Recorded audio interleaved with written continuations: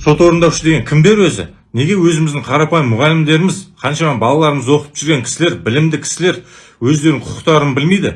Сот орындаушыларға ана қарыздары бар, микрозайм, кредиттері болса, сразу солар ана бүкіл зарплатный счеттарын 100% айлығынан ұстатқызып қойып жүр соны. Ешқандай сот орындаушы не имеет права 100% айлығынан ұстауға. Егер де адам официалды түрде жұмысы болса, ешкім оны ұстай алмайды. Егер сізден ұстаған болса, департамент юстиция бар, өтініш арқылы соған арыз жазыңыздар. Қайтармай ма, прокуратураға жазыңыздар. Бір айда прожиточный минимум міндетті түрде сізде қалу керек. Жалпы айлығыңыз көп болса, тек 50%-ын ғана ұстай алады олар. Сіздің бала шағаңыз жоқ па, тамағыңыз жоқ па, неше түрлі расходтарыңыз бар. Дәл сондай жағдай сізде болса, жұмыс орнынан анықтама аласыз, немесе еңбек министрлігінің жасап қойған HR еңбек деген мобиль қосымшасы бар. Соның ішінде справканы шығарып, жаңа сот орындаушыға жібересіз. Және өзіңіздің зарплатныйыңыз қайсысы? Каспи немесе Народный банк.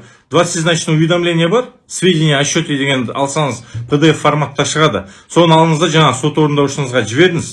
Хатты жұмыс орнына жіберсін и полный жаңа зарплатный счетты толығымен ашсын. Ашпай ма, үстінен қарайтын органдарға міндетті түрде арызданыңыз. Дәл осындай жағдай туған туыстарыңызбен болып жатса, міндетті түрде бөлісіп кетіңіздер, лайк басып, тіркеліп кетіңіздер.